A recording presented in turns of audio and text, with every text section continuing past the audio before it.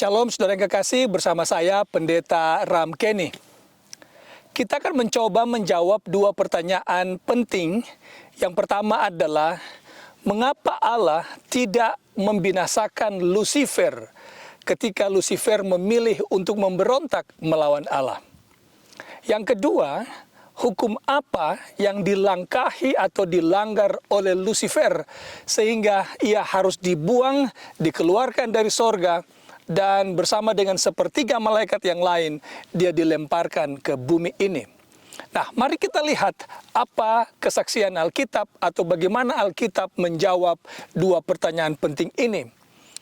Mari kita pergi ke Yeskil pasal 28, lalu kita akan juga buka Yesaya pasalnya yang ke-14 untuk mencoba mencari jawaban dari pertanyaan-pertanyaan ini. Kita sekarang buka Yeskil pasal 28. Saya akan membaca kepada saudara ayatnya yang ke-14 dan ayatnya yang ke-15. Kuberikan tempatmu dekat kerup yang berjaga. Berbicara tentang bintang fajar atau tentang Lucifer. Di gunung kudus Allah engkau berada dan berjalan-jalan di tengah batu-batu yang bercahaya-cahaya. Berbicara tentang keadaan Lucifer atau tempat di mana Lucifer berada sebelum ia jatuh di dalam dosa. Disebutkan ia adalah malaikat kerup yang berjaga-jaga di gunung kudus Allah. Mari kita baca ayat 15. Engkau tak bercelah di dalam tingkah lakumu sejak hari penciptaanmu sampai terdapat kecurangan kepadamu atau padamu. Kata kecurangan di sini datang dari kata iniquity. Iniquity ini adalah dosa. Jadi sampai terdapat dosa padamu.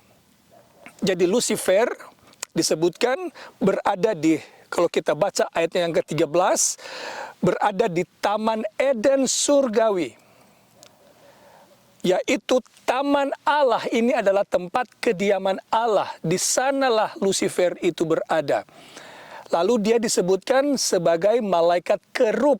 Nah, untuk memahami tempat di mana Lucifer berada di sorga, kita boleh pergi ke kemah suci duniawi yang dibangun oleh Musa di Keluaran pasal 25 dan seterusnya.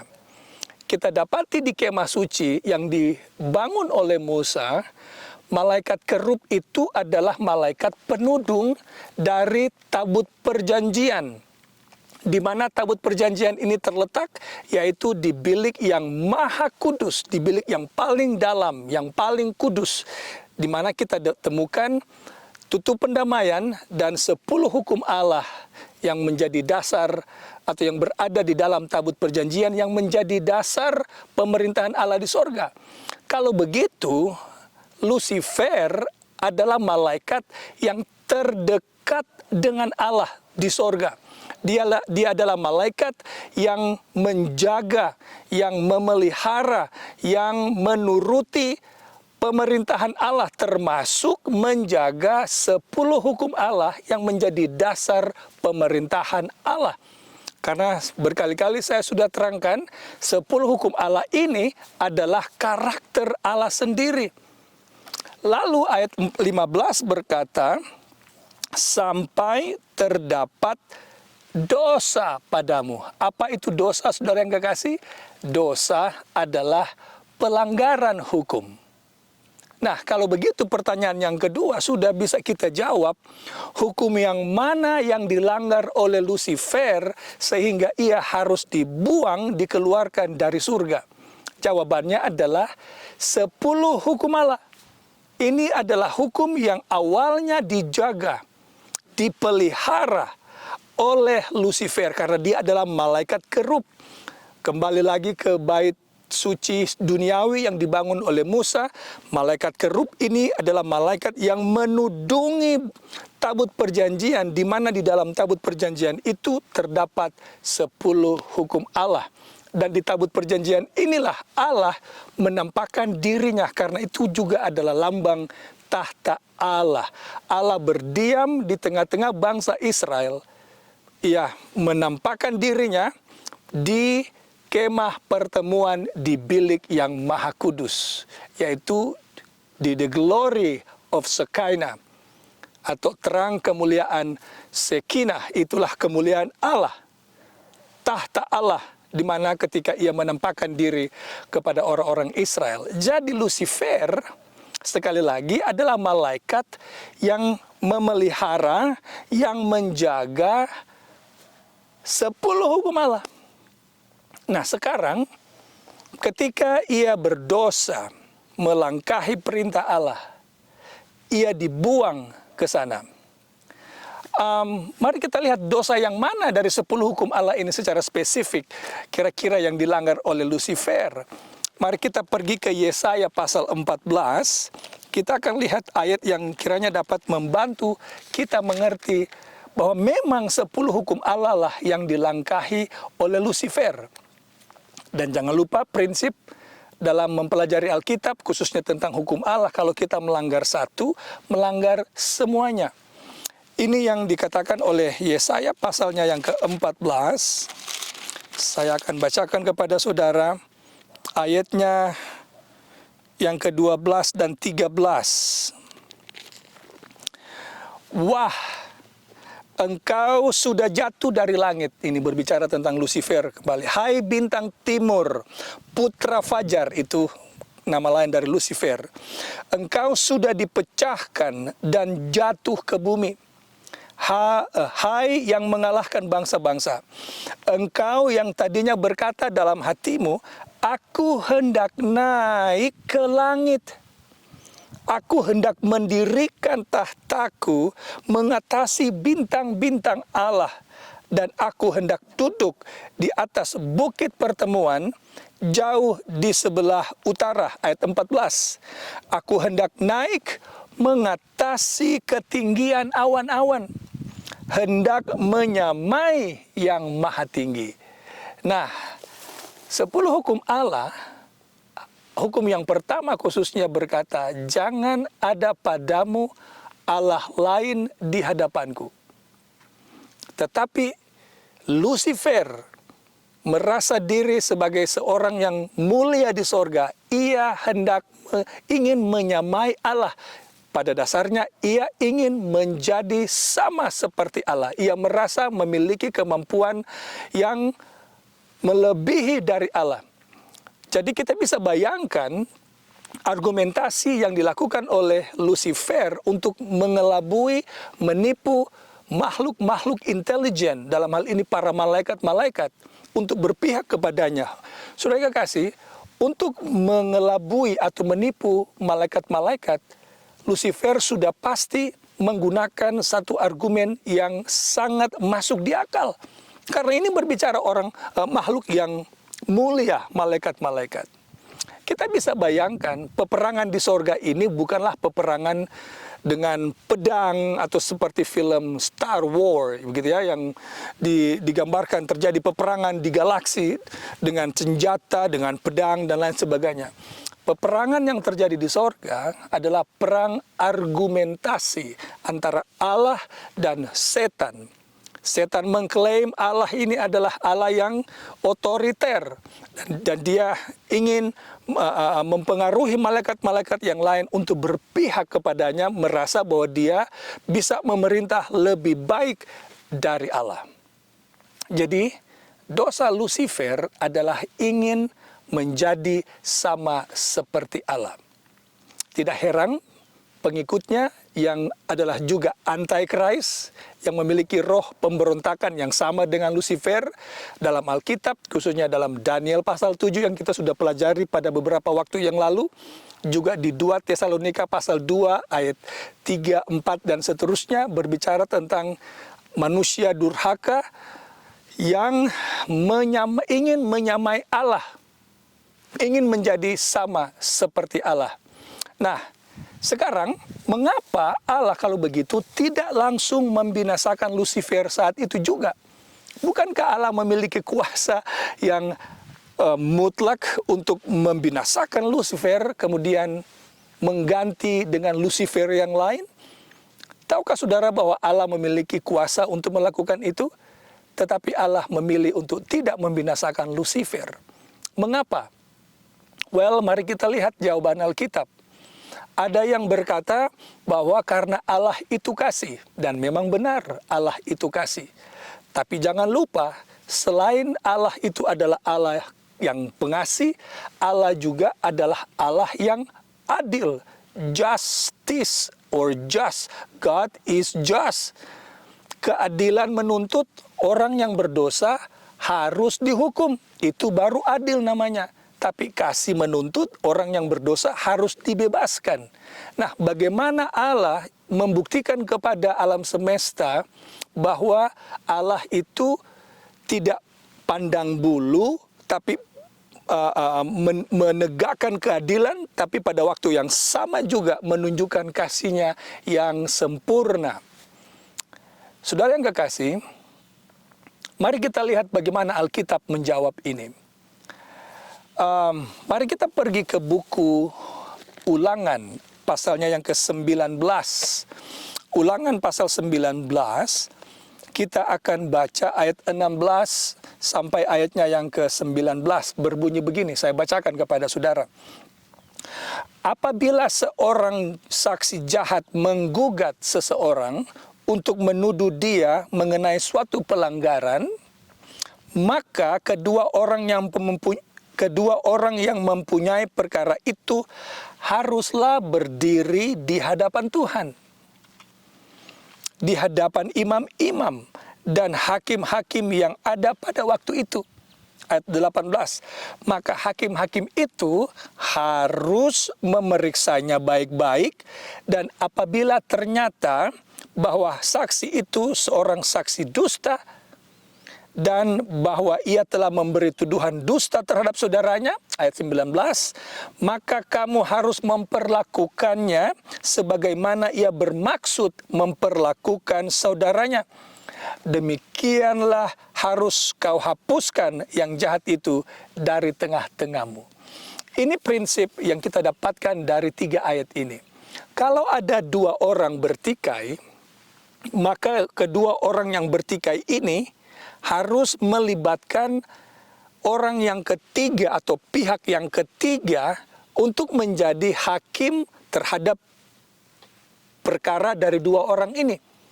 Karena saudara yang kekasih, kalau 2 orang ini yang bertikai, salah satu menjadi hakim, maka lawannya akan merasa tidak adil. Karena mengapa 2 orang yang bertikai kok salah satu menjadi hakim?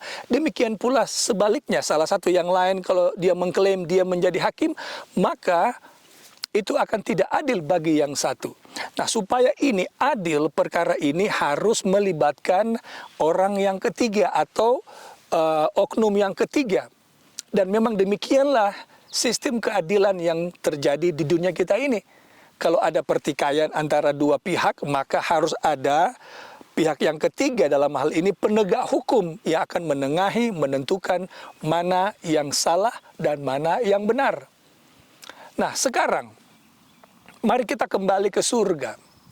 Ketika perbedaan atau peperangan terjadi di sorga, Allah dan setan, terjadi peperangan untuk menentukan siapa benar, siapa salah, haruslah ada pihak yang ketiga. Sekarang pertanyaannya, siapa pihak yang ketiga yang harus menentukan mana benar, mana salah di antara pertikaian Allah dengan setan?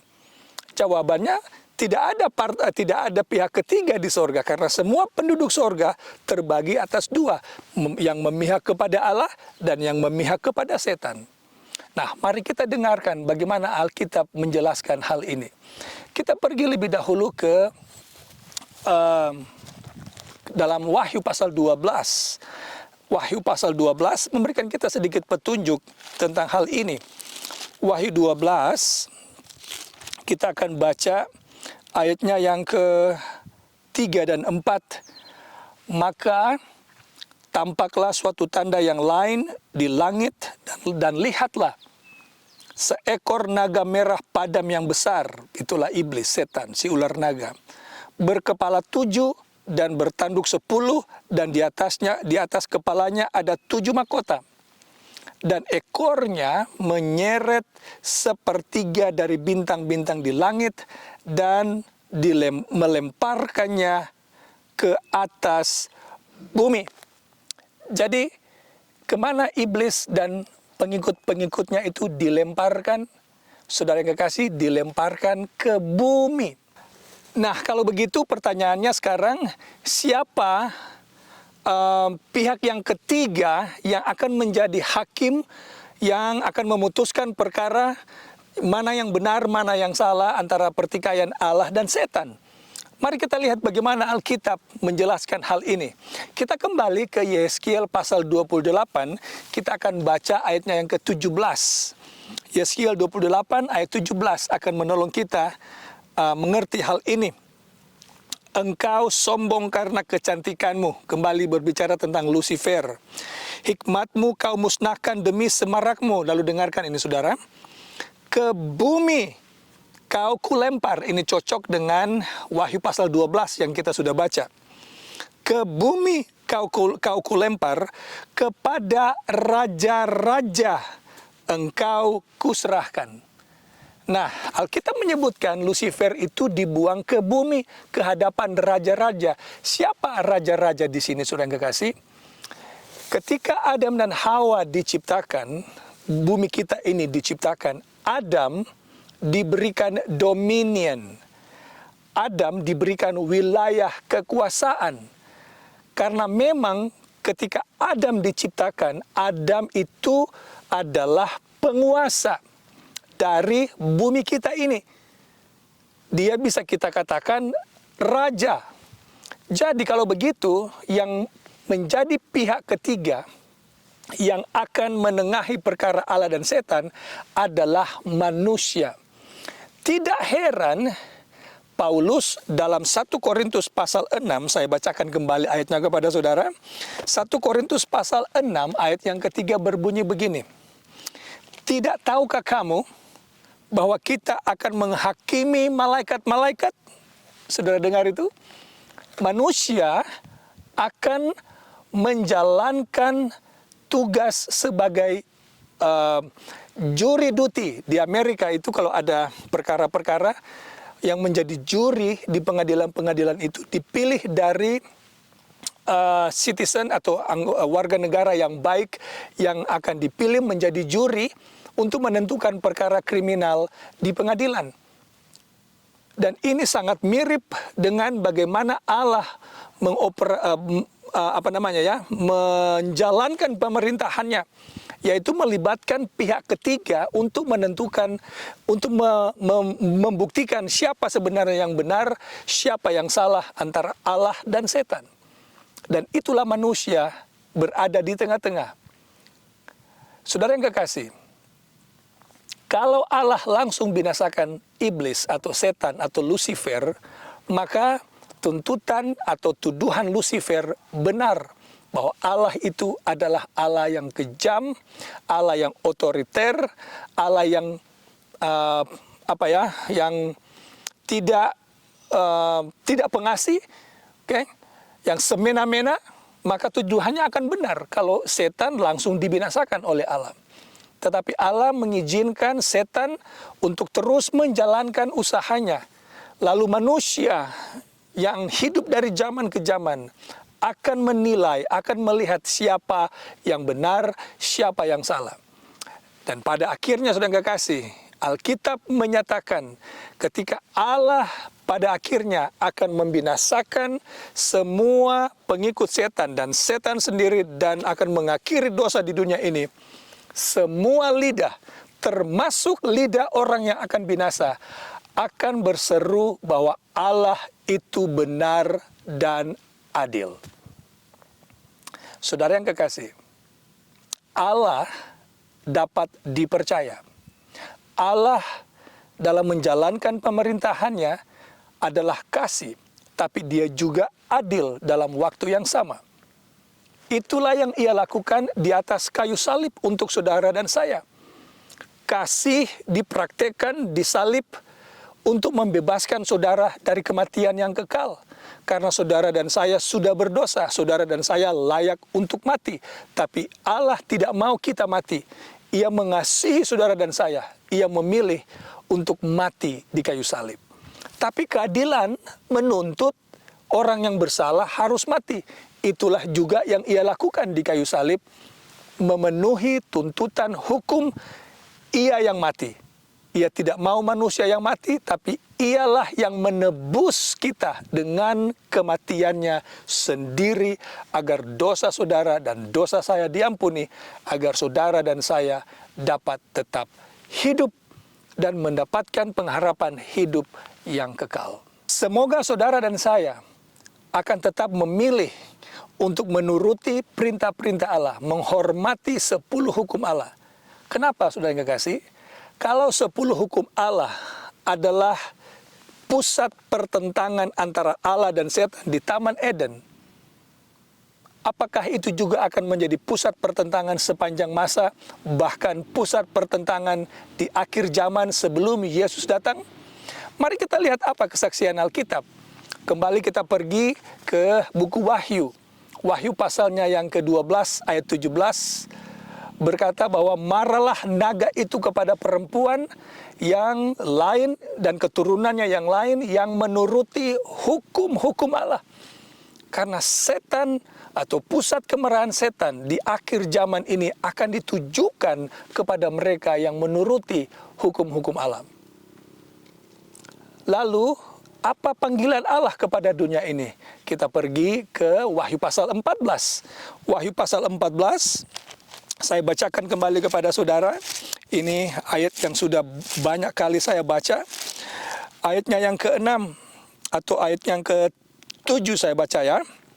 Dan ia berseru dengan suara nyaring, takutlah akan Allah dan muliakanlah Dia, karena telah tiba saat penghakimannya. Apa dasar penghakiman Allah, saudara yang kekasih? Dasar penghakiman Allah adalah hukum. Bagaimana saudara dihakimi kalau tidak ada hukum? Di dunia ini, orang dibawa ke pengadilan untuk dihakimi. Apa dasarnya? Yaitu dasarnya hukum. Oh, orang ini telah melanggar hukum sekian-sekian-sekian. Dia harus dihukum penjara sekian-sekian-sekian. Dasar penghakiman adalah hukum.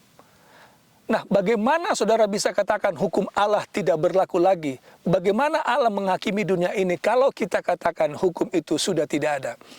Setan akan terus menyerang hukum Allah karena dia tidak suka hukum Allah. Kenapa? Karena hukum Allah ini adalah karakter Allah. Setan tidak suka itu. Setan membenci karakter Allah. Tapi saudara yang kekasih, mari kita mencintai Tuhan dan mencintai karakter Tuhan yang terpancar dalam 10 hukum Allah. Yang terakhir yang saya ingin bacakan dari Wahyu pasalnya yang ke-22. Wahyu pasal 22, saya akan bacakan ayat yang ke-14 yang berbunyi begini. Berbahagialah mereka yang membasuh jubahnya. Terjemahan yang lain adalah berbahagialah mereka yang menuruti 10 hukum Allah. Itu terjemahan lain dari ayat ini. Apa yang akan mereka dapatkan, saudara yang kekasih? Mereka akan memperoleh hak atas pohon-pohon kehidupan dan masuk melalui pintu-pintu gerbang di dalam kota itu. Oh, saudara yang kekasih, siapa yang akan berhak masuk pintu gerbang sorga nanti? Mereka yang menghormati Allah, yang menghormati 10 hukum Allah, yang tidak mengatakan dan mengajarkan hukum Allah tidak berlaku lagi, yang tidak, mereka ini adalah orang-orang yang tidak mengajarkan dan meyakini bahwa 10 hukum Allah itu telah dipalangkan. Tapi umat Allah yang akan masuk kota kudus nanti, yang Allah siapkan adalah orang-orang yang meyakini dan yang mengajarkan kepada dunia bahwa 10 hukum Allah adalah karakter Allah yang kekal selama-lamanya. Karena Ia mengasihi kita, maka kita juga harus mengasihi Tuhan. Yesus berkata, jikalau kamu kasih akan aku, kamu akan menuruti hukum-hukum Tuhan. Kiranya pelajaran ini menjadi berkat bagi saudara sekalian. Amin.